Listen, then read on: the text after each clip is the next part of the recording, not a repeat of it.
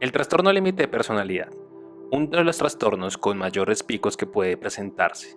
En algún momento, la persona que sufre un trastorno límite de personalidad puede concentrarse arriba y luego abajo, sentirse que es una montaña rusa de emociones, en algún momento amar y en algunos momentos odiar. Hoy, en nuestro podcast, hablaremos de qué es el trastorno límite de personalidad y sus orígenes. Bienvenidos.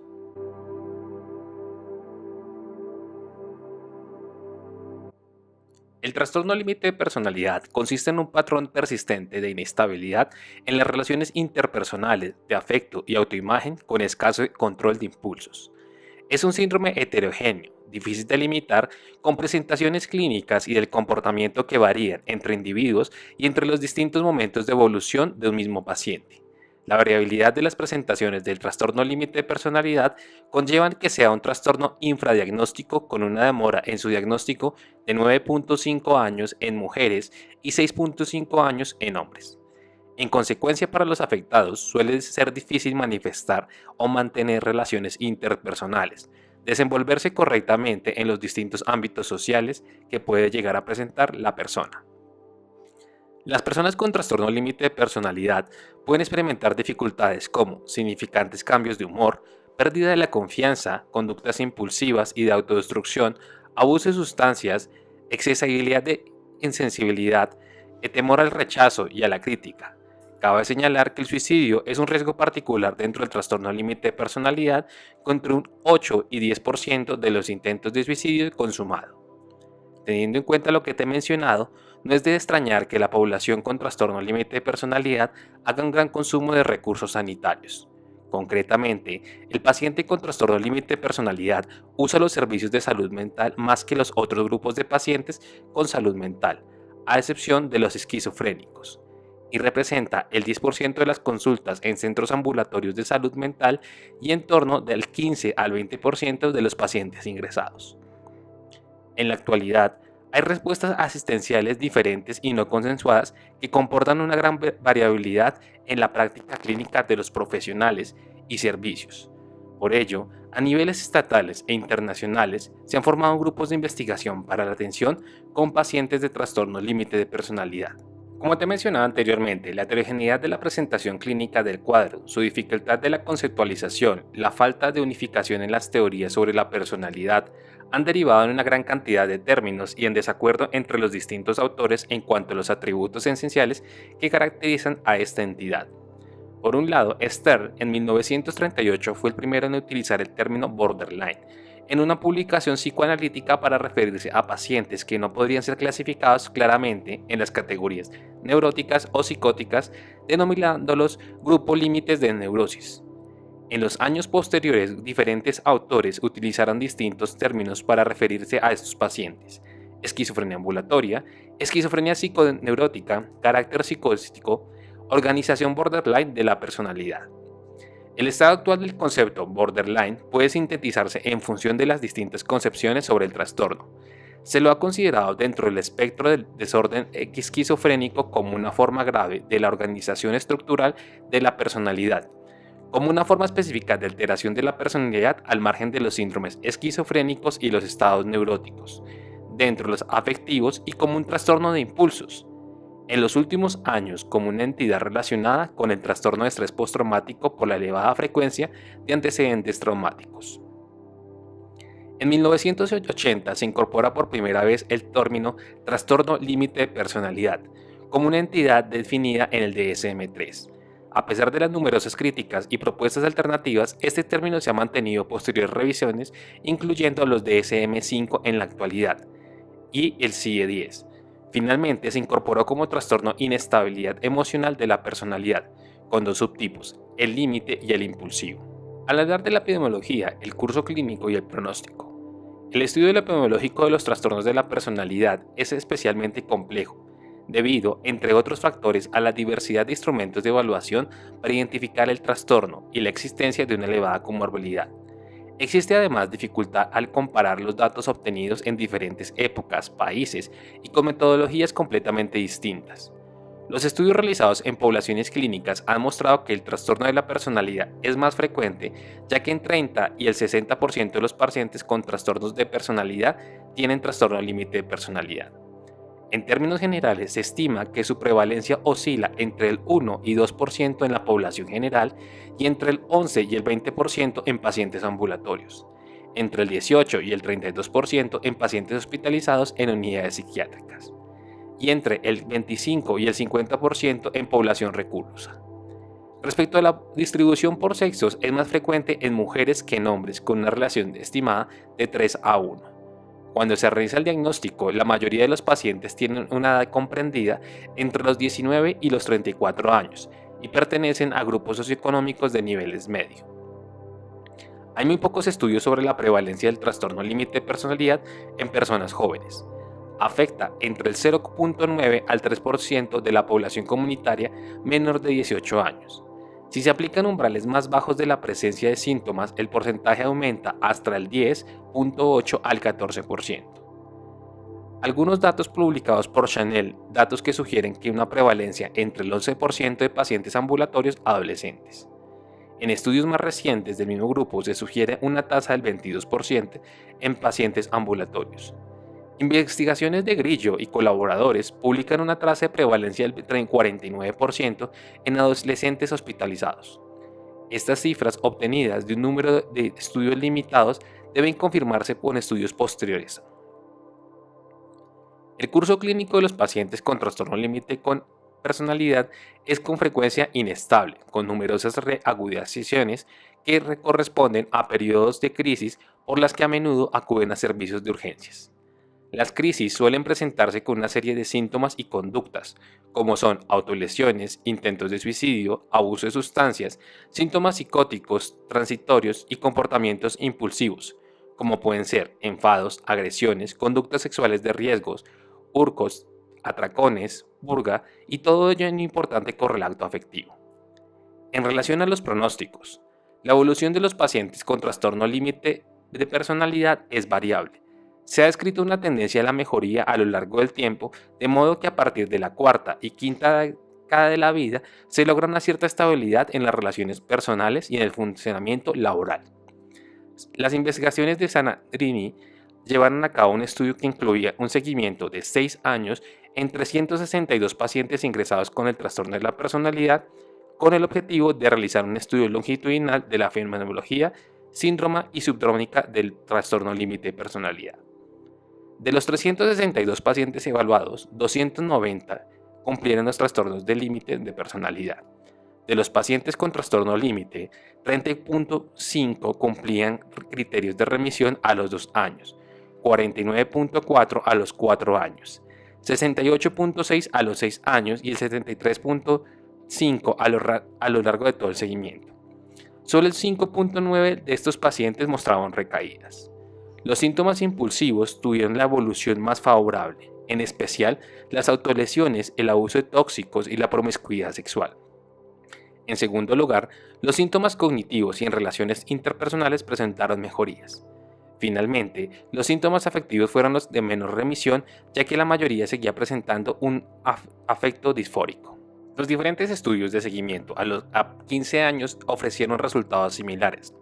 Todos mostraban una evolución general favorable con diferencias moderadas, pero dentro del rango de normalidad. Las investigaciones de París encontraron que solo el 25% seguían cumpliendo criterios para el trastorno límite, pero con mejoría en todas las fases. Aunque mejor funcionamiento global, continúan presentándose cierto grado de disfunción en distintas áreas, y entre el 8 y el 10% fallecen en un suicidio consumado, siendo la mayor tasa en los primeros 5 años. En un estudio de seguimiento, París señala que la mayoría de los pacientes funcionaban aún mejor que la valoración a los 15 años. Solo un 8% de los pacientes cumplían criterios de trastorno límite y un 22% cumplía criterios para el trastorno distímico. Aunque las características del trastorno pueden estar presentes a lo largo de la vida de las personas con trastorno límite, la intensidad sintomatológica puede variar. Por tanto, esos estudios proponen entredicho la estabilidad en el tiempo del trastorno límite, dado que si los pacientes mejoran ya no cumplen los criterios del diagnóstico. La etiología. Las causas del trastorno límite son complejas en definir, y actualmente no se dispone de ningún modelo etipatogénico que haya podido integrar toda la evidencia posible. El conocimiento del que disponemos hoy en día en relación a los determinantes etiológicos del trastorno límite es polémico, ya que no existen datos suficientes que avalen la contribución de cada uno de ellos en la aparición del trastorno. Al hablar de la vulnerabilidad genética.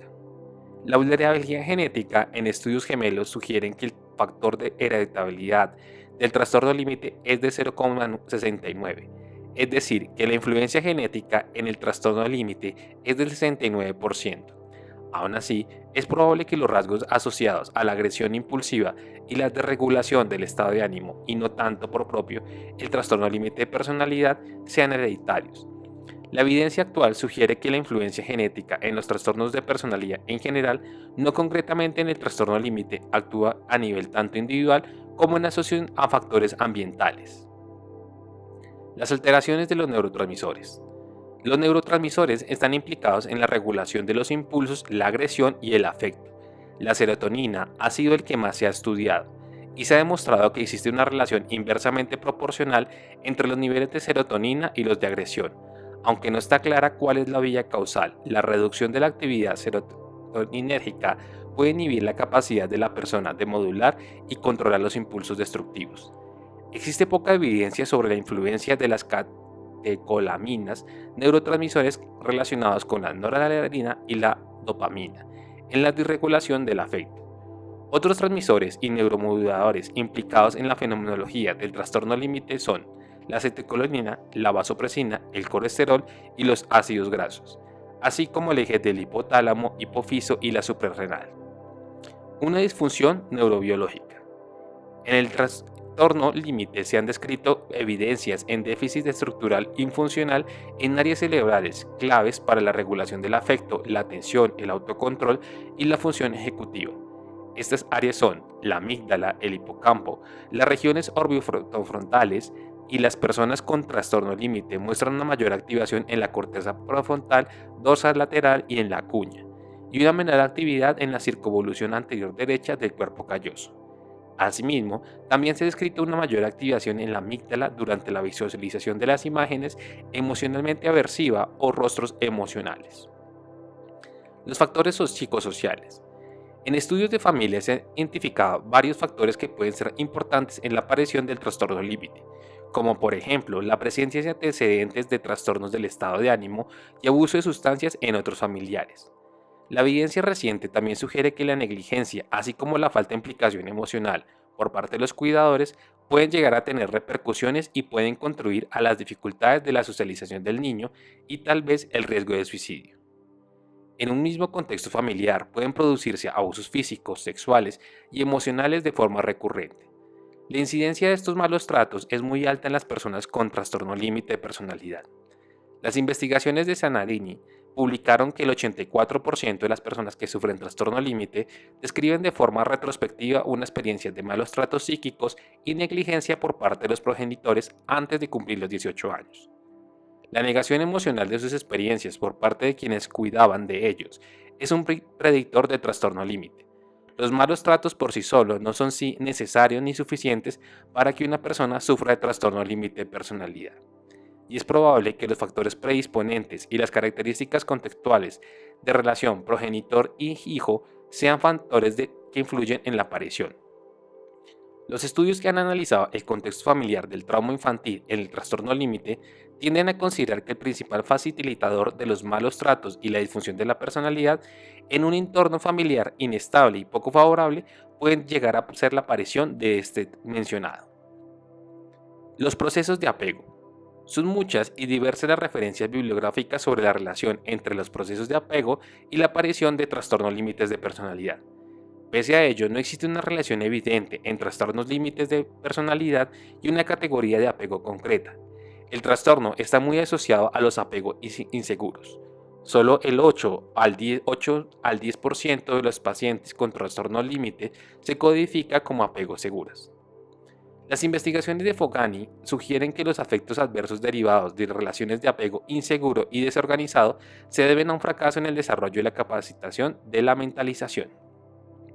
Esta formulación de apego concuerda con la importancia del entorno familiar invalidante descrito por Linehan, que incluye que las experiencias emocionales negativas y la simplificación de la resolución de problemas, la negligencia, el apego inseguro, el abuso físico, sexual y emocional, así como el trauma, pueden llegar a ser importantes. Linehan sitúa este factor en la génesis de trastorno límite, idea que desarrollan posteriormente Fulci al decir: la persona que sufre de trastorno límite describe una tensión y malestar familiar y ansiedad en problemas psicológicos propios.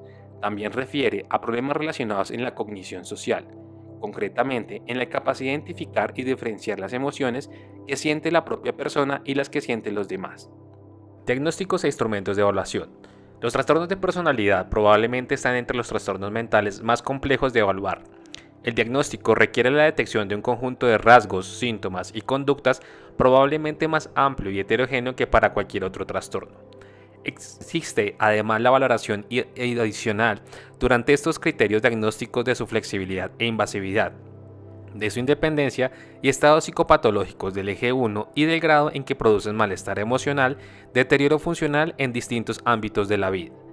A esto se añade que los pacientes con trastorno de personalidad no siempre son buenos informadores, entre otras de sus propias particularidades.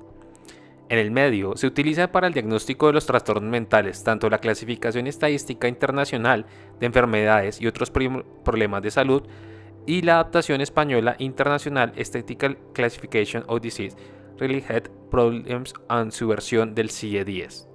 Como su manual de diagnóstico y estadístico de los trastornos mentales, adaptación que se conoce como el DSM-5. El trastorno límite de personalidad suele iniciar sus manifestaciones durante la adolescencia. Los adolescentes con trastorno límite, a diferencia de otros, suelen pedir ayuda. De todos modos, a menudo no se detecta debido a los grandes cambios físicos y fluctuaciones que se dan en esta edad, y la controversia que rodea el diagnóstico de trastorno de personalidad en menores. Sin embargo, la evidencia indica que los criterios de diagnósticos del trastorno límite de personalidad y de otros trastornos de la personalidad son tan fiables y válidos y estables antes de los 18 años como la edad adulta. Diagnosticar el trastorno límite de personalidad en adolescencia es relevante, ya que está asociada a una morbilidad grave que puede padecer durante décadas.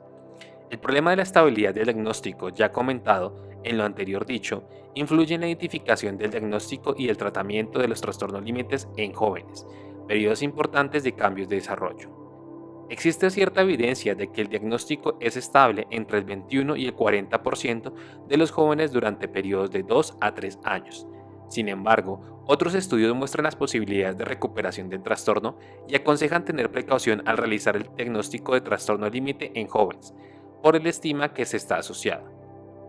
En la práctica habitual, el diagnóstico de trastorno límite de personalidad no suele hacerse antes de los 13 años, sino más bien después de los 16, y siempre y cuando el diagnóstico se haya manifestado a lo largo de un año. El DSM permite el diagnóstico de los trastornos de personalidad para los menores de 18 años, con excepción del trastorno antisocial de la personalidad. Los instrumentos de evaluación para el diagnóstico del trastorno límite de personalidad para valorar los cambios y sus manifestaciones clínicas. La complejidad del diagnóstico hace aconsejable el uso de instrumentos estandarizados que completen la evaluación clínica. En efecto, la entrevista clínica no estructurada, que se basa en la experiencia del profesional, es el método más extendido de este diagnóstico. Sin embargo, carece de exhaustividad y fiabilidad.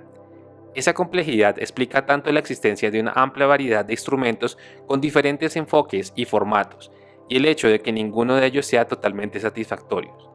Revisiones más complejas que profundizan en las características de instrumento pueden encontrarse en las investigaciones de Clark, Magdeboom o de Torrubia.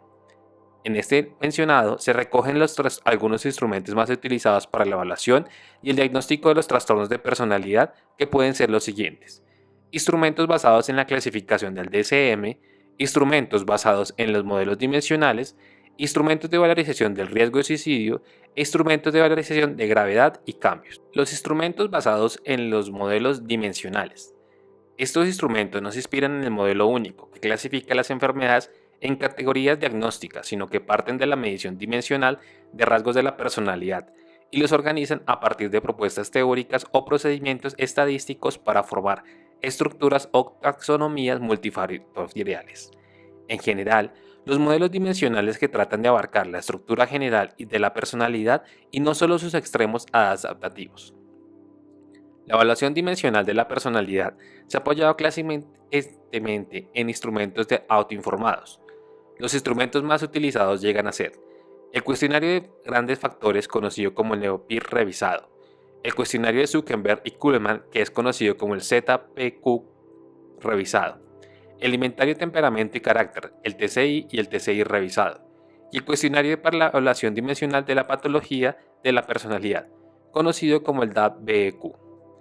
Aunque orígenes muy diversos de estos instrumentos muestran mayor congruencia entre sí y de hecho coinciden en medir un número limitado de dimensiones básicas de la personalidad que parecen ser universales: el neuroticismo, la emocionalidad negativa, extraversión o emocionalidad positiva, afiliación entre frente, dureza, irresponsabilidad y control.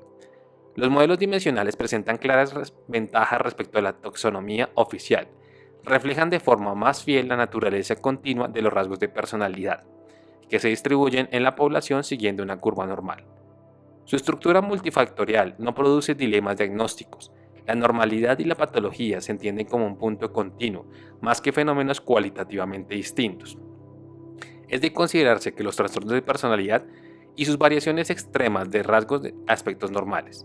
Su mayor validez externa permite también que los instrumentos como el inventario de temperamento y carácter, conocido como el TCI, o el cuestionario de los grandes factores como el NeoPIR, puedan ser utilizados para grandes decisiones sobre el tratamiento, más allá de lo que proporciona un diagnóstico de trastornos de personalidad. Por último, los modelos de mayor calidad científicas y sus instrumentos suelen presentar propiedades psicométricas más adecuadas que los categóricos. Pese a su clara superioridad, los modelos dimensionales no han llegado todavía a sustituir los modelos taxonómicos en usos. Sus principales inconvenientes son la persistencia en ciertos desacuerdos sobre cuántos y cuáles son las dimensiones básicas de la personalidad, y el carecer del concepto de trastorno que sugiere al clínico la existencia de malestar o disfunción tributaria de tratamiento.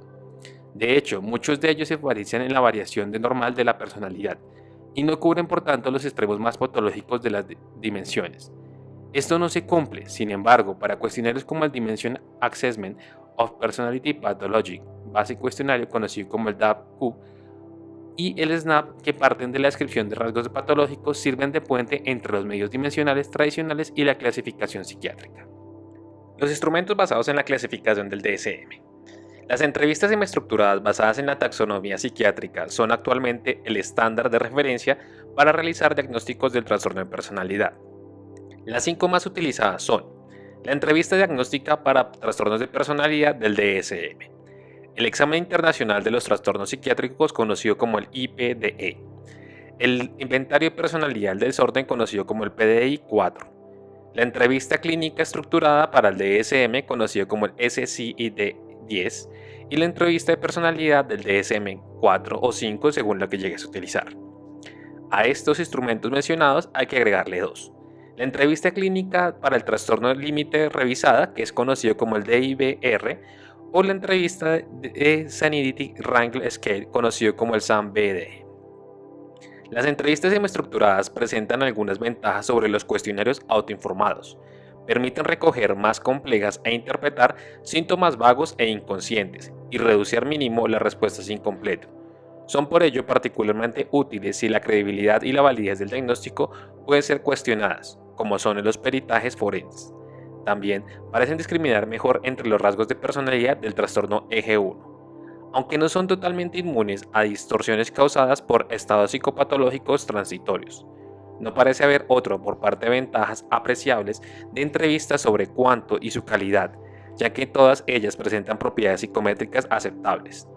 La entrevista clínica estructurada para el DSM, el examen internacional de los trastornos de personalidad, el IPDD, la entrevista estructurada de personal del CM, conocido como el SIDBP, han sido los más utilizadas y por tanto sus propiedades psicométricas son las mejores conocidas. Pese a estar considerada en el estándar diagnóstico, la entrevista presenta un pobre acuerdo entre sí. Sin embargo, el mayor inconveniente de las entrevistas semiestructuradas es su coste en términos del tiempo del profesional.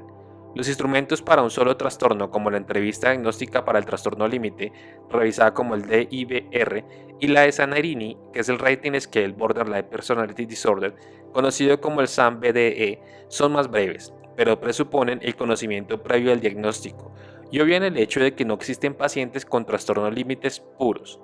Estos suelen cumplir criterios para uno o más trastornos adicionales que pueden ser clínicamente importantes. Por el contrario, las entrevistas multitrastorno tienen una cobertura máxima del ámbito de la personalidad y reducen el riesgo de la evaluación, desatienden rasgos relevantes, pero requieren una inversión entre 1 y 4 horas. Su uso se ha limitado por tanto a la investigación y carecen de utilidad clínica. Se han publicado también cuestionarios autoinformados que evalúan la presencia de la patología de la personalidad desde el modelo taxonómico del DSM, entre los cuales se consideran los siguientes: el cuestionario clínico multiaxial de Millon, conocido también como el Millon 3, el cuestionario diagnóstico de la personalidad, conocido como el PDQ-4, y las escalas de trastornos de personalidad, como son el MPI-2. Como es el caso de las entrevistas, algunos autoinformes son específicos para el trastorno límite de personalidad, cuyas propiedades psicométricas y utilidad clínica son menos conocidos, como son la lista de borderline síntomas, que es el BCL-95, o el instrumento de McLennan, que es el instrumento clínico de borderline disorder, conocido como el MCID-PPD. Los cuestionarios autoinformados tienen mayor utilidad en la práctica clínica que las entrevistas semiestructuradas. Ahorran tiempo para el profesional y permiten una amplia utilización. Reducen la defensividad en las respuestas debido a su mayor estandarización y suelen presentar propiedades psicométricas superiores. Igualmente, mientras las entrevistas carecen de datos normativos, es decir, no permiten valorar en qué medida un sujeto se aleja de la población general en cuanto a la intensidad de sus rasgos, si los tiene la mayor parte de los mismos, como es el cuestionario del CAT, el cuestionario clínico del Millon, las escalas de trastornos de personalidad como el MPI-2 o el inventario de medición de personalidad como el PAI. O también puede ser el inventario de personalidad del Wisconsin, conocido como el WIPSI. Los cuestionarios no están libremente de desventajas. La principal es que no permite asegurar en el mismo grado que la entrevista, que los resultados que reflejan realmente el funcionamiento a lo largo de la vida sin contaminación del estado psicopatológico actual. Sin embargo, no disponemos de otra evidencia sobre la supuesta superioridad diagnóstica de la entrevista. En el caso específico del trastorno límite de personalidad, ambos formatos muestran un bajo acuerdo, pero ninguno de ellos parece mayor calidez da valor predictivo que el otro. Por otra parte, los cuestionarios y entrevistas basadas en el DSM presentan desventajas comunes que se derivan no del formato del instrumento, sino del modelo subyacente. La taxonomía oficial del DSM no es exhaustiva, solo abarca el 40% de los problemas de la personalidad más frecuente en la clínica. Los constructos diagnósticos proceden de la observación no sistemática y de las opiniones de expertos. Por lo tanto, carecen de base empírica. En consecuencia, estos constructos son heterogéneos, compuestos por rasgos que no covarían especialmente, y presentan importantes solapamientos entre sí que producen dilemas clasificatorios. Esa carencia de validez discriminante entre los trastornos límites de personalidad del DSM no permite un diagnóstico diferencial. Por último, la naturaleza categórica de los diagnósticos contradice el hallazgo bien establecido en los rasgos de personalidad si son continuos. Así, pese a todavía la taxonomía oficial para el diagnóstico de trastornos de personalidad, el DSM se ha llegado a considerar científicamente insostenible. En el caso de la población de evaluación joven, la utilización de escalas y cuestionarios puede ser de utilidad en muchos casos. Entre ellas tenemos el instrumento cribado, conocido por McLennan para el TLP, que es conocido como el instrumento McLennan Screening Instrument for Borderline Personality Disorder, que es también conocido como el MCIB-DPD, y el cuestionario de personalidad, que es conocido como el BPQ, la entrevista clínica para el DSM del eje 2 y el procedimiento de valoración de Shelder y Wessner para adolescentes, que se conoce como el SAWP-A, que ha mostrado buena sensibilidad en el diagnóstico de trastornos límites en jóvenes. La comorbilidad con otros trastornos psicopatológicos. Dada la amplia variedad de síntomas clínicos, hay que señalar la elevada probabilidad de presentar trastornos comórbidos. Respecto a los trastornos afectivos, las tasas de trastornos depresivos en pacientes con trastornos límites oscilan entre el 40 y 67%, siendo el trastorno depresivo mayor el diagnóstico del eje 1 más común. En diferentes trabajos se muestra una tasa menor de comorbilidad con trastornos de ansiedad y psicóticos. También se ha escrito que los varones diagnosticados con trastorno límite tienen mayores tasas de comorbilidad con trastornos relacionados con consumo de sustancias, sobre todo alcohol. Las mujeres con trastorno límite, con trastorno de la conducta alimentaria, en especial la bulimia. Asimismo, se ha descrito que el trastorno por estrés postraumático también es un trastorno comórbido frecuente en trastornos límites, así como el déficit de atención e hiperactividad o conocido también como el TDAH. En concreto, la prevalencia del TDAH en pacientes con trastornos límites se ha considerado alta, situándose en el 41.5% en la infancia y el 16.1% en la edad adulta. El trastorno límite de personalidad y el TDAH se ha considerado que tiene mayor complejidad diagnóstica, una mayor gravedad y un peor diagnóstico sin el tratamiento adecuado. Además, en la edad adulta existe solapamiento de síntomas entre ambos trastornos y por ello se ha planteado que en esta comorbilidad puede subyacer una entidad nosológica única. La presencia de comorbilidad entre los diferentes trastornos de personalidad es muy frecuente. En el caso del trastorno límite, destaca la comorbilidad con el trastorno por dependencia en tasas del 50%, el evitativo del 40% y el paranoide con el 30%, el antisocial entre el 20% y el 25% principalmente en hombres, y el histrónico con tasas del 25 al 63%. Los pacientes con discapacidad psíquica o moderada o grave no deben ser diagnosticados con trastorno límite de personalidad. La comorbilidad con trastornos únicos por sustancias y de alcohol. Los trastornos por consumo de sustancias son frecuentes en los pacientes con trastorno límite. Al igual que ocurre en la población general, las sustancias de abuso es más común para los pacientes límites es el alcohol, pero lo más eficaces para estos pacientes son que son politoxicomanos, es decir, pueden consumir cannabis, anfetaminas, etc. Su abuso tiende a ser episódico e impulsivo, aunque no siempre, y consumen cualquier droga que esté a su alcance. Este consumo es importante por las repercusiones en el tratamiento y la evolución de los pacientes, dado que suelen tener una peor evaluación y un mayor riesgo de suicidio, muerte o lesión por accidente. Es frecuente que las personas con trastorno límite abusen de sustancia de forma impulsiva, lo que contribuye a reducir el umbral de otros comportamientos autodestructivos como son las autolesiones, la promiscuidad sexual o los comportamientos provocadores que incitan a agresión. Los pacientes con trastorno límite abusan de sustancias tienden a minimizar sus consumos, especialmente en las fases iniciales del tratamiento. Por ello, es importante este aspecto que sea activamente explorado por parte del profesional y que se informe al paciente los riesgos que se conforma al consumir algún tipo de tóxico. Dependiendo de la gravedad, el paciente puede requerir la intervención de servicios especializados en la atención a pacientes consumidores e incluso ingreso para desintoxicación. Hemos llegado al final de nuestro podcast. Te agradecemos que te hayas tomado todo el tiempo completo para escucharlo. No olvides dejar tus comentarios, son de vital importancia para seguir mejorando nuestros contenidos. Recuerda activar la campanilla para recibir notificación cuando creemos un nuevo contenido. Nos puedes encontrar también en nuestras redes sociales como son Facebook, Twitter, LinkedIn e Instagram, donde estaremos publicando diferentes contenidos para ti. Te habló para este podcast Fernando Romero. Nos veremos en una próxima ocasión. Hasta pronto.